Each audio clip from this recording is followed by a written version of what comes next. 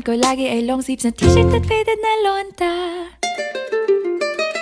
Pero noong makilala kita, nagbagong bigla ang aking timpla. Natutuwa ko na magpariban at mag-ahit ng kilay at least once a month. Hindi ko alam kung anong meron ka na sa akin ay nagpalambot ng bigla. Sinong mag-aakalang lalaki pala ang bibiyag sa tulad kong tigreng gala.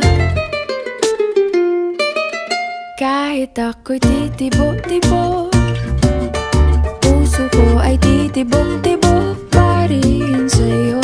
Isang halik mo lamang at ako ay tinatablan, at ang aking pagkababae ay nabubuhayan na para bang bulaklak na namumukadkad.